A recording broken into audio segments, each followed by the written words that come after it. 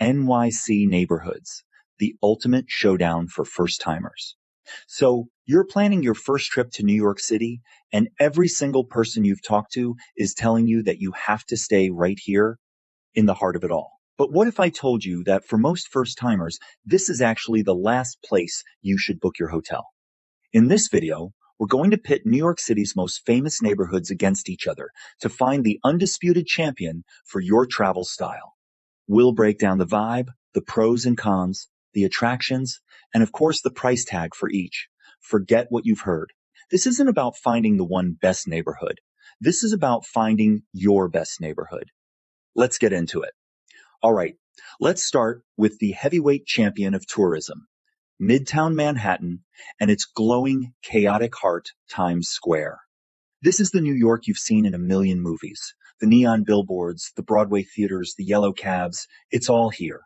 First, the vibe. Let's be real. The energy is electric, nonstop, and completely overwhelming. It's the definition of a concrete jungle where the city truly never sleeps. It's loud, bright, and crowded at almost all hours. On an average day, somewhere between 330,000 and 380,000 people pass through Times Square. So just walking down the sidewalk can feel like a competitive sport. So, what are the pros of staying here? The biggest one, without a doubt, is convenience. You are at the center of the universe for sightseeing. You can easily walk to Broadway, the Empire State Building, Rockefeller Center, and Fifth Avenue. For first-timers with a packed schedule, this is a huge plus. The subway access is also incredible. You can get almost anywhere in the city from here. If your trip is short and your goal is to hit as many iconic landmarks as possible, Midtown is a strategic powerhouse. But let's talk cons, because there are a few. That nonstop energy can get exhausting. The area is noisy, can feel inauthentic, and is packed with tourist traps and chain restaurants you could find back home. It's tough to find a quiet moment or get a real feel for local New York life. And then there's the price. Hotel prices are steep.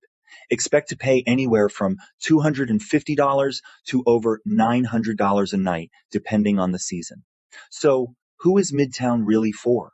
It's for the first-timer who wants that quintessential movie set introduction to New York City. It's for the theater lover who plans on seeing a bunch of shows and wants to walk back to their hotel late at night. And it's perfect for the family that wants to be right in the middle of the action.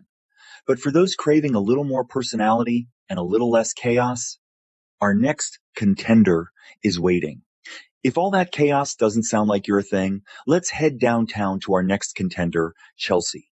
Located on the west side of Manhattan, Chelsea offers a totally different flavor of New York. The vibe here is artsy, stylish, and a whole lot more relaxed than Times Square. Chelsea is famous for being Manhattan's art district, with hundreds of galleries in old, converted warehouses. The streets are a cool mix of historic brownstones and modern architecture, giving it a unique feel. It's creative, sophisticated, and feels much more like a local's neighborhood. What are the pros of making Chelsea your home base? You get an amazing balance of a neighborhood feel with a central location. You can still walk to many Midtown attractions, but you can escape the massive crowds.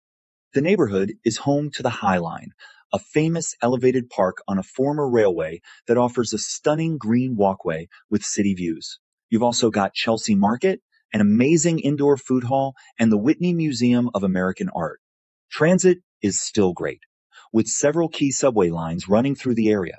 So what about the cons? While it's quieter than Times Square, some streets can still get noisy, and the nightlife can be trendy and expensive. You're trading some of that instant wow factor of Midtown for a more cultured, laid-back atmosphere. As for hotels, their prices reflect the chic and desirable location, often falling in the $280 to $600 plus range per night. So, who is Chelsea the champion for? It's for the traveler who wants the best of both worlds. Easy access to sightseeing without being overwhelmed by it. It's for the art and food lover who wants to spend their days exploring galleries and markets. And it's for the visitor who wants to feel like they're experiencing a real, stylish slice of Manhattan life. We're halfway through, and the competition is heating up. Before we head to our final contender, if you're finding this guide helpful, do me a favor and hit that subscribe button. We post new travel guides every week to help you explore smarter. Now, let's see if our next neighborhood can steal the crown.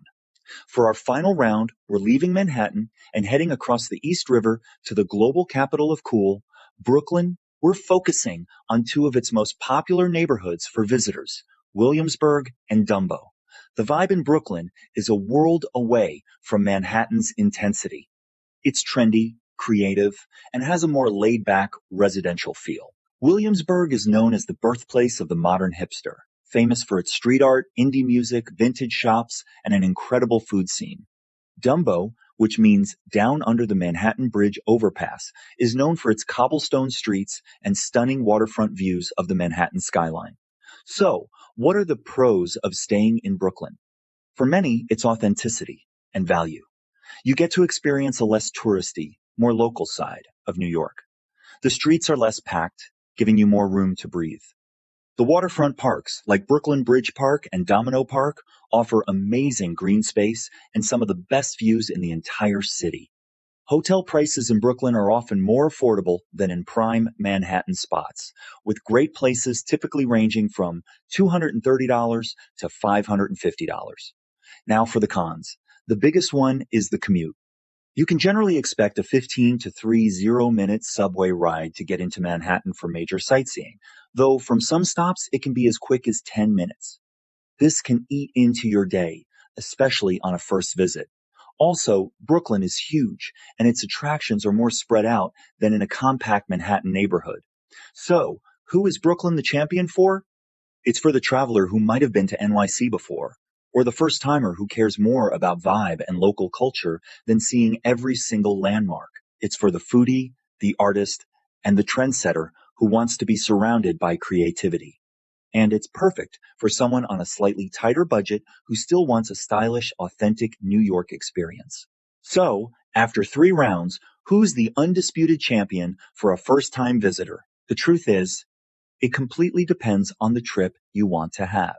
There's no single winner, only your winner. If you're the sightseeing maximizer who dreams of seeing every landmark and feeling that iconic, chaotic New York energy, then your champion is Midtown Manhattan. Its convenience is unbeatable for a packed schedule. If you're the cultured explorer who wants a balance of famous sights and local charm, who loves art, food, and stylish streets, then your champion is Chelsea. It gives you Manhattan convenience with a dose of real city soul. And if you are the trendy localist who prioritizes vibe, creative energy, and seeing a more current, authentic side of New York, then your champion is Brooklyn. It's where you go to feel like a local, not just a tourist. Choosing where to stay is one of the biggest decisions you'll make. It sets the tone for your whole trip. So don't just follow the crowd. Think about what you really want from your visit. Now I want to hear from you. Which neighborhood would you crown your champion? Are you Team Midtown, Team Chelsea, or Team Brooklyn? Let me know in the comments below. And if you have any questions, ask away. I'll do my best to answer every single one. Thanks for watching, and I'll see you in the next video.